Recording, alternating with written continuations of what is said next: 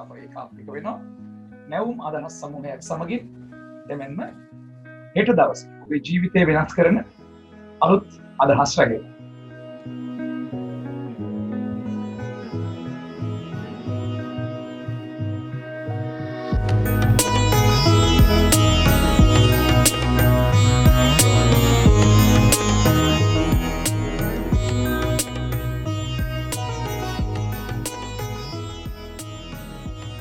ඉතින් හැමදාමත් වගේ අදත් මම මතක් කරන්න ඕනේ ලංකාව වගේ රටවල් වල ධනාත්මක චින්තනය පිළිබඳව තිබෙන නැඹුරුව ටිකක් අඩුයි.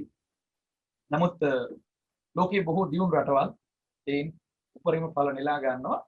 ධනාත්මක චින්තනය පිළිබඳ දේශන පවත්වන දේශකවරුන් ප්‍රමාණවත් තරමින් රටවල් වල ඉන්නවා. ඒ වගේම එහි ජනප්‍රිය විෂයක්. ඒ තුළ තමන්ගේ ජීවිත සාර්ථක කරගන්න ඉදිරියට ගෙන බුද්ධිමතුන් රාශියක් මේ පෘථුවිය මත අපිට දකින්න පුළුවන්. We can see many of them on this planet.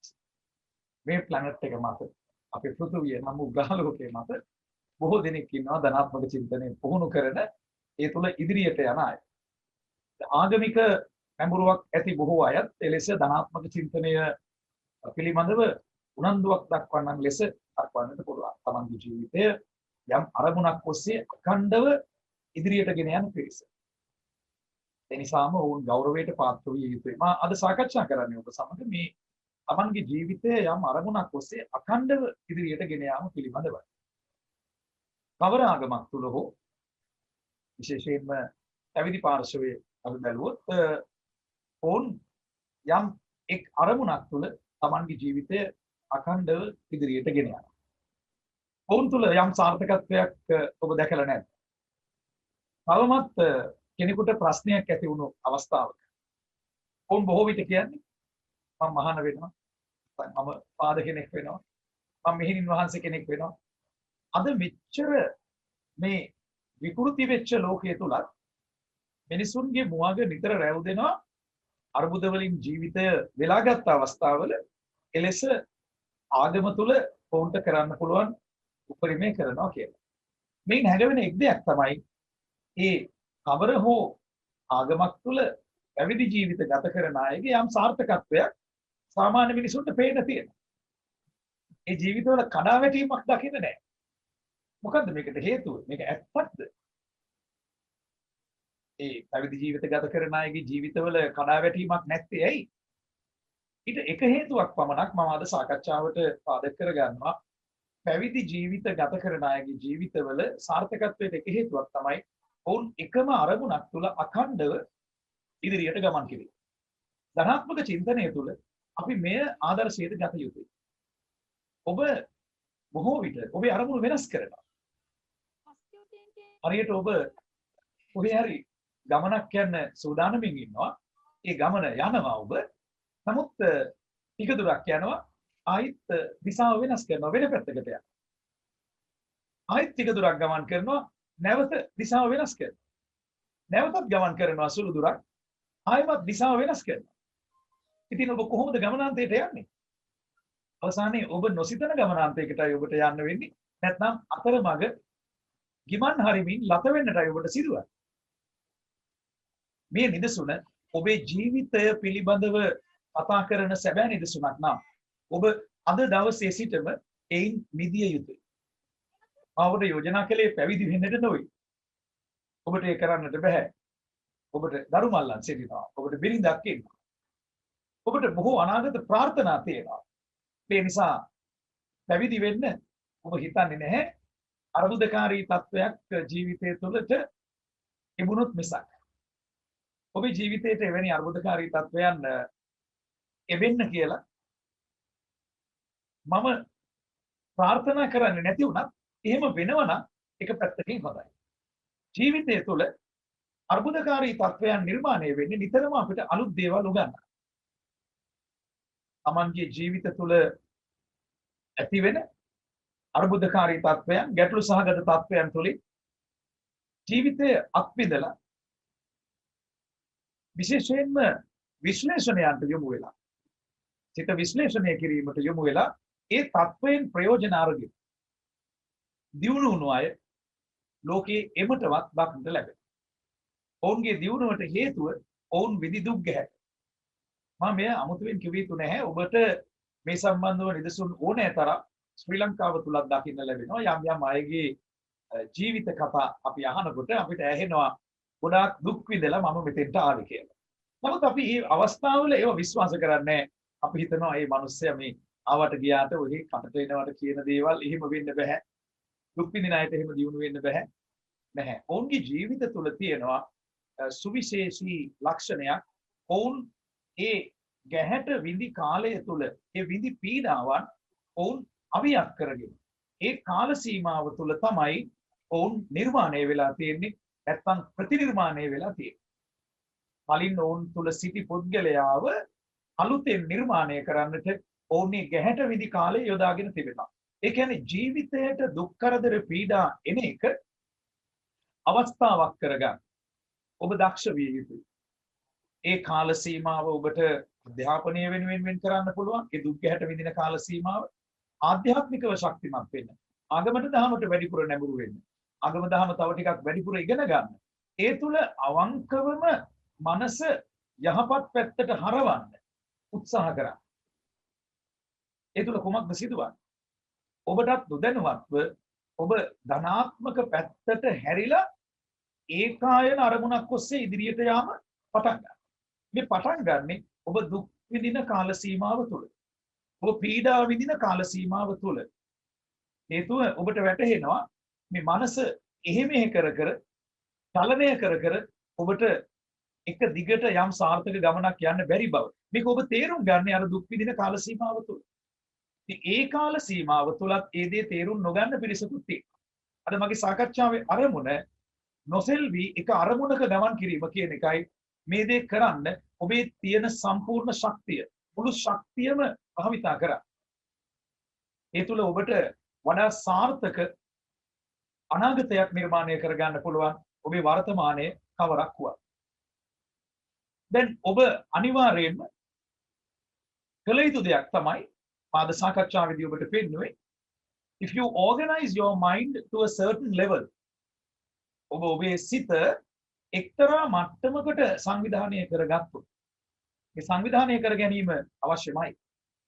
If you organize your mind to a certain level certain එක්තරා මට්ටමකට ඔබ ඔබේ මනස සංවිධානය කරගත්තොත් එයින් ලැබෙන ප්‍රතිඵලය සුවිශිෂ්ටයි. ඔබට අවශ්‍ය මුදල්ද ඔබට අවශ්‍ය දැනුම එකතු කිරීමද ඔබට අවශ්‍ය හොඳට ඉංග්‍රීසි කතා කරන කෙනෙක් වෙන්නද සමාජයේ කීර්ති නාමයද ඔබට අවශ්‍ය මේ අවශ්‍ය දේවල් මේ සුලංගිල්ල ඔසවන්න කලින් සිදුවේ. ඔබ පුදුම වේවි මේ දේවල් මම මෙලෙස කතා කරනකොට ඔබ සුලංගිල්ල එසවීමෙන් පවා උත්සාහයක් ගන්න කලින් ඔබට අවශ්‍ය දේ ඔබට ලැබෙනවා. whatever you wish ඔබ ප්‍රාර්ථනා කරන ඕනෑම දෙයක් ඔබට ලැබෙනවා. මේක තමයි ධනාත්මක චින්තනය තුල ඔබට උගන්වන්නේ. නොසෙල්වි ඉදිරියට යන ගමනක් ඔබ නිර්මාණය කර ගන්නට ඕනේ. එලෙස ඒ නිර්මාණය කිරීම සඳහා අවශ්‍ය පදනම සමහර විට මේ මොහොතේ ඔබට ලැබිලා තියෙනවා. ඔබ යම් දුක් ගැහැට විඳින්මින් සිටිනවා. ඔබ යම් පීඩනයකට හසුව සිටිනවා. ඔබ ප්‍රේමයෙන් පරාජය වෙලා සිටිනවා. එසේම ඔබ අන් අයගේ කෙනෙහිලිකම් වලට ඒ වගේම අන් අයගේ ගර්හාවන්ට ලක් වෙමින් සිටිනවා. පීඩනයට ඔබ මේ මොහොතේ හසු වී සිටිනවා. ඒ පීඩනය තුල අනිවාර්යෙන් විහිවන්නේ දියමන්තියක්. ඔබ අහලා ඇති ජනප්‍රිය කියමනක් තියෙනවා no pressure no diamonds. පීඩනයක් නැති තැන දියමන්ති බිහි වෙන්නේ නැහැ. ඔබ අද ඒ පීඩනයට ලක් වෙලා සිටිනවා. ඉතින් ඒ පීඩනය තුල ඔබට විජයග්‍රාහී මාවතමයි මේ විශ්ව ශක්තිය තුල පෙන්වන්නේ.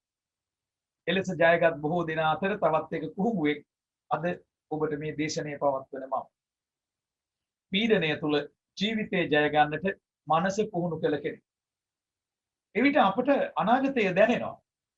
අපිට අපේ සිත පුහුණු කරනකොට ෆිසිකලි භෞතිකව අනාගතේ අපට ලැබෙන දේ දැනෙනවා. ඒ නිසා බය නැතුව යනවා.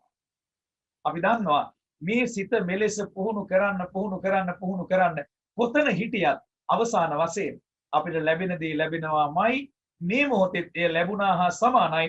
ඒ නිසා නොසෙල්වි ඉදිරියට යාම පමණයි කළ යුතු කියලා අපි දන්නවා. අපේ විශ්වාසය තුළම ඉදිරියට ගමන් කරනවා. මගේ ජීවිතේ මා දුක් ගැහැට විඳි දීර්ඝ කාල සීමාව තුළ අසිත පුහුණු කළා. නොසෙල්වි යම් ගමනක් ඉදිරියට ආවා. නමුත් එය 100%ක්ම ආධ්‍යාත්මිකව එසේත් නැත්නම් යම් යම් අඩුපාඩු නැතිව පැමිණි ගමනක් කියලා මම කියන්නේ. අපි ඕනෑම කෙනෙකුට යම් ස්ථාවරයක් මනසේ ගොඩනගා ගන්න යනකොට බාධක එනවා. ඒ බාධක අපි හඳුනනවා. ඒ බාධක එන බව අපි දන්නවා. ඒ වගේම අතුලාන්තයෙන් අපි යම් කිසි සැලැස්මක් සකස් කරගෙන ඉන්නවා නම් ඕගනයිස් කරලා තියෙන්නේ අපේ මනස සංවිධානය කරලා තියෙන්නේ. ඒ අපේ අඩුපාඩු පිළිබඳ අවබෝධය අපි ළඟ තියෙනවා. ඒ නිසාම බිම බලාගෙන යන ගමනක් අපි යනවා. බිම බලාගෙන යන ගමන. මම හරි කැමති බිම බලාගෙන යන අයට. ඇයි? අඩුපාඩු සහිතයි අපි. මම මෙතනදී කියන්නේ නැහැ ඒ හීනමානයක් දක්වා වර්ධනය කරගන්න කියලා.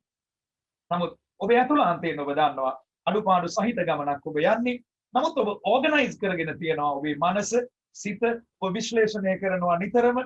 ඔබට දැනෙනවා මේ අඩුපාඩු වරින් වර මතුවෙන බව. ඒ දේවල් ඔබ අවංකව පිළිගන්නවා. මම පිළිගත්තා. අදටත් මම පිළිගන්නවා. ලෝකයේ සිටින මේ සමාජයේ සිටින හොඳම මිනිසා මා නොවන බව මා පිළිගන්නවා. නමුත් යම් තාක් දුරකට මගේ මනස මම කාලයක් තිස්සේ සංවිධානය කරලා තියෙනවා. මනස සංවිධානය කිරීම මම පුහුණු කරලා තියෙනවා. මම ඔබට කියන්නේ එවැනි සංවිධානයක් පිළිබඳවයි. මනස සංවිධානය කිරීම එක් පසකින් Tamanගේ අඩුපාඩු තියෙනවා. ඒවා අවම කරගන්නට දරන උත්සාහයක් සහ ඒවා නිරන්තරයෙන්ම නැවත මතුවන බව අවංකව පිළිගනිමින් නිහතමානී වීම කියන එක තමයි මම කිව්වේ බිම්බලාගෙන යන ගමන කියලා. අන් අයට දොස් කියන්න අපිට අයිතියක් නැහැ. අන් අය විවේචනය කරන්න අපිට අයිතියක් නැහැ. අන් අයට විරුද්ධව කම්ප්ලේන් කරන්න අපිට අයිතියක් නැහැ. ධනාත්මක චින්තනයේ ඕනෑම ධනාත්මක චින්තන දේශකවරයෙකු උගන්වනවා never complain කියලා. කවදාවත් අන් අයට එරෙහිව පැමිණිලි කරන්න යන්න එපා. ඊට හේතුව සොයලා ඒ යම් දෝෂයක් තියෙන තැන ඊට හේතුව විශ්ලේෂණය කරගන්න බලන්න. ඒ යම් කිසි ක්‍රියාවලියක ප්‍රතිඵලයක් වීමට බොහෝ දුරට ඉඩ තිබෙනවා. ඒ තනි පුද්ගලයාට ඔබ දොස් නැගීමෙන් ඔබ විශ්ව ශක්තියට පිටුපානවා, සෝබා දහමට පිටුපානවා. බලන්න එලෙස සමාජයේ සිදුවන මේ ජනප්‍රිය ඕපාදූප හා සම්බන්ධ කතාවලදී ඔබ කොයි තරම්නම් විවේචනයන්ට නැඹුරු වෙලා තියෙනවද කියලා. කැමති නැද්ද මේ තත්වයෙන් මිදෙන්න? බැරිද ඔබට මේ තත්වයෙන් මිදෙන්න? අන් අයව විවේචනය කරන්න ඔබට අයිතියක් නැති බව හිතන තැනට ඒ ස්ථාවරයේ මනසේ ගොඩනගා ගන්න. මේක එක තැනක් විතරයි. හැම පැත්තකින්ම අපේ අඩුපාඩු අන් අය විවේචනය කිරීම, ඒ වගේම අන් අයට වඩා Taman උසස් බව සිතීම, එහෙම නැත්නම් Taman කිසිම අඩුපාඩුවක් නැති අති සාර්ථක මිනිසෙකු බව, එහෙමත් නැත්නම් පර්ෆෙක්ට් කෙනෙක් කියලා හිතන අදිමානේ, ඒ දේවල් නැති වුණාම ඔබ ඉන්න තැන ඔබ නිවැරදිව තේරුම් ගත්ත පුද්ගලයෙක් වෙනවා. මේක තමයි ධනාත්මක චින්තනය තුළ අපි ලබන ජයග්‍රහණය. මේ මොහොතේ ඔබ කවුද කියන එක ඔබ හඳුනනවා. ඊට ගැළපෙන ලෙස ජීවත් වෙනවා. ඉදිරිය ඔබට පෙනෙනවා. ඊට ගැළපෙන ලෙස ඔබ ජීවත් වෙනවා. ඔබ අද මේ මොහොතේ රුපියල් ලක්ෂ 2ක් අතේ තිබිලා ලක්ෂයක් වේදම් කරන කෙනෙක් වෙන්න පුළුවන් අද දවසේ. නමුත් ඔබ දන්නවා අනාගතයේ ඔබට ඇතිවන පීඩාකාරී අවස්ථාවන්, එළඹෙන අවස්ථාවන් වලදී निराहारව සිටින්නට උනත් ඔබ සූදානම් බව කිසිවෙකුට අත නොපා. ඔබ ඉල්ලන්න පුරුදු වෙලා නැහැ. ඔබ මනස ඕගනයිස් කරලා තියෙනවා, සංවිධානය කරලා තියෙනවා. ධනාත්මක පැත්තටම අනුන්ගෙන් යැපෙන්නේ නැති ස්ථාවර ගමනක් ඉදිරියට යන, අනුන්ගෙන් යැපෙන්න හිතන්නේවත් නැති කෙනෙක්. ඔබට ආර්ථික වශයෙන් ශක්තිමත් වෙන්න ඒ දිනය උදා වෙන තුරු ඔබ කාගෙන්වත් ඉල්ලන්නේ නැහැ. අනුන්ගෙන් යැපෙන්න උත්සාහ කරන්නේ නැහැ. එවැනි යැපීමක් තුළ ඔබේ ස්ථාවරය සකස් කරගන්න ඔබ හිතන්නේ නැහැ. අනුන්ගෙන් ලැබෙන දෙයකින් ඔබේම වූ ස්ථාවරයක් ඔබ නිතරම ප්‍රාර්ථනා කරනවා. ඒ අනාගතය ඔබ දකිනවා. ඒ වෙනුවෙන් ඔබ සියල්ල දරාගෙන ඕගනයිස් කරපු මයින්ඩ් එක, සංවිධානය කරපු මනසත් එක්ක ඉදිරියට යනවා. ශක්තිමත්ව ඉදිරියට යනවා. විශේෂයෙන්ම අප කතා කළ යුතුම දේ තමයි මේ මනස සංවිධානය කිරීම කියන තැනදී මම ඔබට කලිනුත් මතක් කළා අද සාකච්ඡාව ආරම්භයේදී ඔබ යන ගමන ඒකායන අරමුණක යා යුතුයි කියලා. Your physical body, mind, emotion and fundamental life energies. මේ සියල්ලම එකම අරමුණක එකම දිශාවක ගමන් කළ යුතුයි.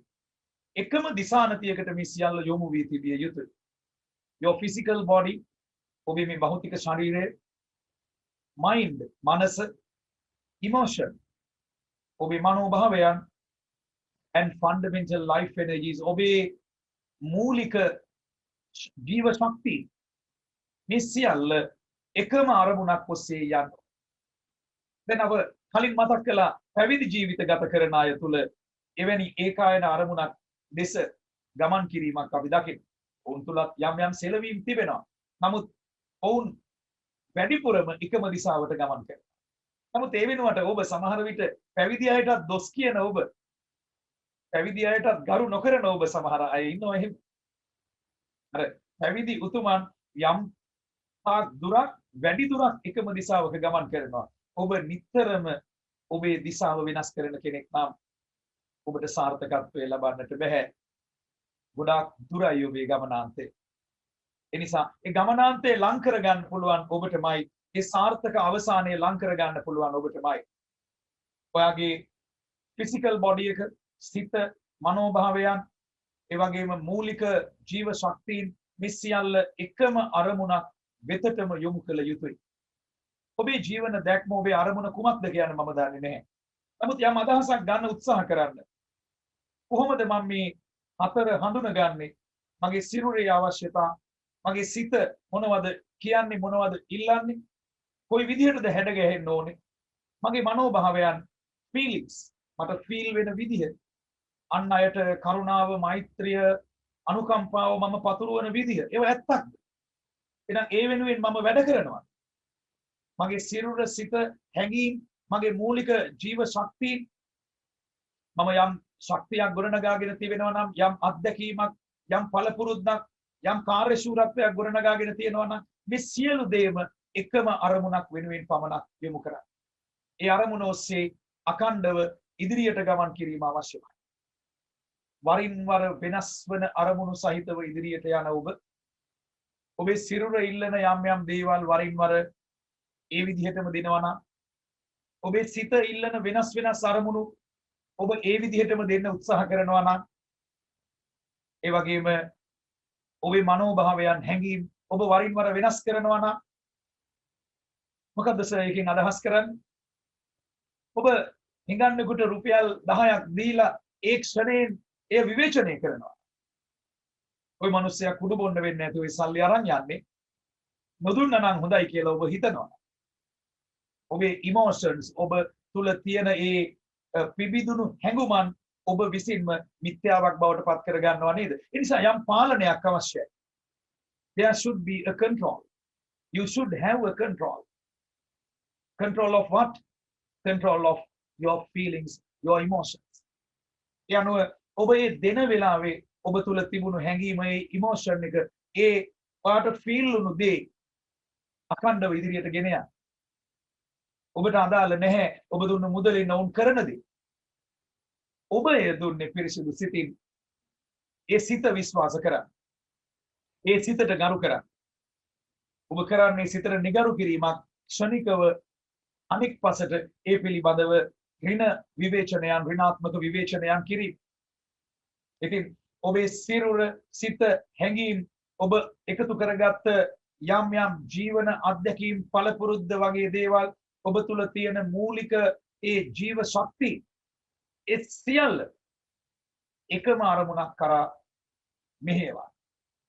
වරින් වර වෙනස් වෙන විදිහට සිතුවිලි වෙනස් කර ගන්නට එපා. ඔබ යම් දෙයක් ආරම්භ කළා. ඒ ආරම්භ කළ ගමන අඛණ්ඩව ඉදිරියට යන්න. මග නවතින්නේ නැහැ කියන දැඩි අදිෂ්ඨානය තබා ගන්න. ඔබට ඔබේ ජීවිතය සාර්ථක කරගන්න අමුතු වෙහෙසක් දරන්න අවශ්‍ය නැහැ. ජීවිතයේ සාර්ථකත්වය පිළිබඳව සැලසුම් අඳින්න එපා. ධනාත්මක චින්තනය තුල අප ඔබට උගන්වන්නේ ජීවිතයේ සාර්ථකත්වය පිළිබඳව සැලසුම් අඳින්න නෙවෙයි. නමුත් නිකම්ම බලා සිටීමකුත් නෙවෙයි. අනුන්ගෙන් යැපෙමින් ජීවත් වීමකුත් නෙවෙයි. සාර්ථක ජීවිතයක් සැලසුම් කරමින් ඒ වෙනුවෙන් කපටි වෙන්න උත්සාහ කරනවට වඩා මෙන්න මේ කාරණා හතර එකම අරමුණක් ඔස්සේ මෙහෙයවන්නට හිතට ගන්න. ඔබේ ඒ පිරිසිදු හැඟීම්, අපිරිසිදු කියන වචනය ධනාත්මක කියන වචනය වෙනුවට ආදේශ කරනවා. ධනාත්මක සිතුවිල්ල නිතරම පිරිසිදුයි. ඔබේ පිරිසිදු හැඟීම්, ඔබේ පිරිසිදු සිත, ඔබ තුල තියෙන පිරිසිදු ජීව ශක්තිය, ඔබේ ශරීරය, ඔබේ නිල්ලන දේවල්, මේ හැමදේම එකම අරමුණක් වෙත ඒකාග්‍ර කරන්න. යම් යම් අවස්ථාවල සැලෙන්න එපා. ඒ හිත ඉල්ලන නපුරු දේ හිත විවේචනය කරන්න කියලා ඔබට කියනවා නම් යම් කෙනෙක්ව යම් දෙයක්ව එවැනි නපුරු සිතුවිලි නිතරම අතහරින්න, විවේචනය කරන්න, එපා කියලා කියන්න, ප්‍රතික්ෂේප කරන්න ඔබේ සිතට නිතරම පුරුදු කරන්න. ඒ තුල මම කලින් මතක් කළා වගේ මේ සුලංගිල්ල ඔසවන්න කලින් සුලංගිල්ලෙන් ටච් කරලා ඔබ යම් දෙයක් ලබා ගන්න බලාපොරොත්තු වෙනවද? ඒ දේ පවා නොකර ඔබට අවශ්‍ය දේ, අවශ්‍ය ඕනම දෙයක් ඔබට ලැබෙන තත්ත්වය ඇති වෙනවා. ඒ ඔබට අවශ්‍ය නම්. නමුත් බොහෝ විට ධනාත්මක චින්තනය තුළ සාර්ථකව ඉදිරියට යන අය බොහෝ දේ පාලනය කරගන්න දක්ෂයි. Tamanගේ අනාගතය ගැනම හිතන. ඒකත් එක ධනාත්මක පැත්තක්. ඔබ බොහෝ විට හිතන්න පුළුවන් ලෝකයේ පුරා සිටින සියලුම මිනිසුන් එක වගේ කියලා. ඒ එහෙම වෙන්නේ නැහැ. ධනාත්මක චින්තනය තුළ සිත පුහුණු කළ අයගේ අනාගතය පිළිබඳ දැක්ම සහ අනාගතය වෙනුවෙන් ඔවුන් සිතින් කරන ආයෝජනය ප්‍රබලයි. මුදලින් යම් කෙනෙක් සුවිසල් ආයෝජනයන් කරමින් ශක්තිමත් වන්නේ කෙලෙසද? ඒ වගේමයි ධනාත්මක චින්තනය තුළ කෙනෙක් කරන ආයෝජනය ඒ භෞතික වශයෙන් ඵල දරනවා, ආර්ථික වශයෙන් විජයග්‍රාහී තැන්වලට ඔවුන් නොදැනුවත්වම ගමන් කරනවා, නොසිතන වෙලාවල් වල ඔවුන්ට මුදල් ලැබෙනවා, ඒ වගේම ඔවුන් උගතුන් ලෙස සමාජයේ ප්‍රසිද්ධ වෙනවා, Taman ඇසුරු කරන සමාජය තුළ හොඳ හිත තියන අය හැටියට ප්‍රසිද්ධ වෙනවා. ඒ අයට හැමදේම ලැබෙනවා. මේ අපිට හඳුන්වන්න පුළුවන් සාමාන්‍ය මේ පෙරදිග සමාජයේ සංකල්පයක් තියෙනවා කල්ප වෘක්ෂය කියලා. ඒ කල්ප වෘක්ෂ සංකල්පය හා සමානයි. සිතන පතන ඕනෑම දෙයක් ලැබෙන සංකල්පය. එය පිරිසිදු සිතක් ඇතිව, පිරිසිදු හැඟීම්, මනෝභාවයන් ඇතිව ඔබේ සිරුර ඉල්ලන හැමදේම දෙන්න උත්සාහ කරන්නේ නැතුව ඒවා යම් තාක් දුරකට පාලනය කරගන්න දරන උත්සාහයකුත් එක්ක ඒකට සමහර විට ඔබ කරන කැපකිරීම ලොකු කැපකිරීමක් වෙන්න පුළුවන්. ඒක කවුරුත් දන්නේ නැහැ. එවැනි කැපකිරීම ඇතුව ඔයාගේ මූලික ජීව ශක්තියින් සියල්ල එකම අරමුණක් වෙත යොමු කරන්න. මම මෙන්න මේ වගේ කෙනෙක්, මෙන්න මේ විදිහේ ගමනක් මම යන්නේ. ඒක බොරුවක් නෙවෙයි, ඒක සත්‍යයක්. ඒ සත්‍ය මත පිහිටලා මගේ ගමන මම යනවා. මම වෙනස් වෙන්නේ නැහැ. එකම අරමුණක දිගින් දිගටම ඔබ ගමන් කරනවා. ආර්ථිකය අමුතුවෙන් ඔබ කපටි ලෙස සැලසුම් කරන්න අවශ්‍ය නැහැ. කපටිකම ධනාත්මක චින්තනය තුල නැහැ. ඔබට ස්වභාවිකවම ලැබිය යුතු දේ ලැබෙනවාමයි. ඔබ කෙතරම් අවංකව මේ ක්‍රියාවලිය තුල එහෙම නැත්නම් එකම අරමුණක අඛණ්ඩව ගමන් කිරීම කරනවද? අනිවාර්යෙන් ඔබ ජය ගන්නවා. මේ එකම අරමුණක ගමන් කිරීම අවසාන වශයෙන් මම ඔබට කිව යුතුයි වරදවා තේරුම් ගන්නට එපා. එකම වැරදි අරමුණක ගමන් කිරීම නෙවෙයි. එකම අරමුණක පරිගැනීමේ චේතනාවෙන් ගමන් කිරීම නෙවෙයි. ඒ පරිගැනීමේ චේතනාවෙන් එකම අරමුණක ගමන් කිරීම කියන්නේ මේ මොහොත ඔබ විනාශ කරගෙන ඉවරයි. එකම අරමුණක අන් අයව රවටන චේතනාවෙන් ගමන් කිරීම නෙවෙයි.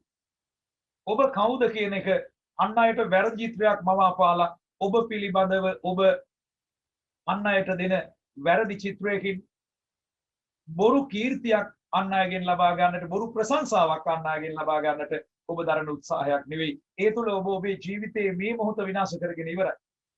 මේ මොහොත විනාශ කර ගැනීම ධනාත්මක චින්තනය නෙවෙයි. ධනාත්මක චින්තනය තුළ අප ඔබට නිතරම කියන්නේ මේ මොහොත තමයි ඔබේ ජීවිතය. Life is this moment. මේ මොහොතේ ඔබ ඒ අරමුණ තුළ ගමන් කරනවා. එය නපුරු සිතුවිල්ලකින් යන ගමනක් නෙවෙයි. එය සැනසිලිදායක සිතුවිල්ලක්, සැනසිලිදායක ගමනක්, හොඳ මනෝභාවයන්, පිරිසිදු සිතුවිලි, අන් අය ගැන අපි කියනවා ඉංග්‍රීසි වල එම්පති කියලා. එම්පති කියන්නේ සිම්පති කියන එක නෙවෙයි. සිම්පති කියන්නේ අන් අය ගැන නිකම්ම දුක හිතන එක. එම්පති කියන්නේ අන් අය පිළිබඳව සහනුකම්පී බව. මේවා තමයි ඔබ තුල තිබිය යුතු ඉමෝෂන්ස්. එයාවේ තත්වයෙන් ගොඩ ගන්න දරන උත්සාහයකුත් එක්ක තියෙන සහනුකම්පී බව. කුඩුබන කෙනෙකුට රුපියල් 1000ක් දෙන එක නෙවෙයි. ඔහුව එතනින් ගොඩ ගන්න උත්සාහ කරන එක.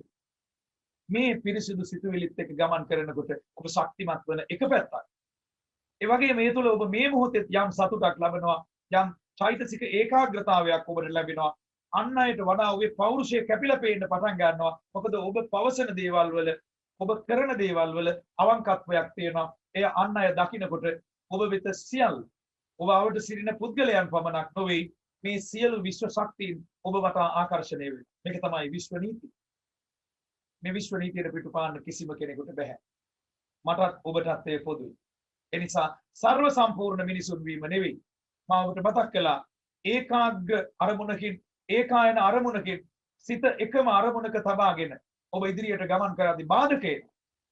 නමුත් වැඩි දුරක් ඒක අරමුණක යන්න. ඉඳ හිට චුට්ටක් වෙනස් වෙන තැනදී ඔබට පුළුවන් විශ්ලේෂණයෙන් නැවත ඔබ යන ගමන් මාර්ගයටම ප්‍රවිෂ්ඨ වෙලා ඉදිරියට යන. අනිවාර්යෙන් බාධක එනවා. ඔබේ ගමන සුළු වශයෙන් වෙනස් වෙන තැන් ඇති වෙනවා. නමුත් ඔබ සෑම මොහොතකම අඩි 10ක් ඉස්සරහට යනවා, දිශාව වෙනස් කරනවා. අඩි 15ක් ඉස්සරහට යනවා, දිශාව වෙනස් කරනවා. ඒ දේ කරන්න එපා. ඒ දිශාව වෙනස් කරන ස්වභාවය නවත්තලා එකම දිශාවකට ඔබේ සිරුර, සිත, හැඟීම්, ඔබේ සියලු ජීව ශක්තියින් යටි කරලා ඉදිරියට යන්න. මේ සුළඟිල්ල ඔසවන්න කලින්, එවැනි ශක්තියක් යොදන්න කලින් පවා ඔබ සිතන පතන දේවල් ඔබට ලැබෙන එක ලැබෙනවාමයි. මේ තමයි කල්ප වෘක්ෂය. මෙය ඔබට දැනෙන්නට පටන් ගන්නේ ඒ ධනාත්මක චින්තන ගමන තුල. ඔබ සිතුවිලි විශ්ලේෂණය කරමින් ඔබ යන ගමන තුල පුංචි දුරක් හරි ඔබ ගියාට පස්සේ පුංචි දුරක් යන්න ඔබට වැටහෙන්න ගන්නවා. ලෝකේ බොහෝ අය, මේ පෘථුවිය මත, මේ ප්ලැනට් එකේ ඉන්න ගොඩාක් අය අවාසනාවකට මේ පුංචි දුරවත් ගිහිල්ලා නැහැ ධනාත්මක චින්තනය තුල. ඔවුන් නිතරම දිශාවන් වෙනස් කරනවා. ඉතින් මම ප්‍රාර්ථනා කරනවා ඔබ නිවැරදි දිශාවට එකම අරමුණකින් ඔබේ සිරුර, සිත, හැඟීම්, සියලු ජීව ශක්තියින් එක්තැන් කරගෙන ගමන් කරන පුද්ගලයෙක් බවට පත් වේවා. අද දේශනාවේදී අවසන් කරන තවත් මෙවැනිම සුඳුරු දේශනාවක්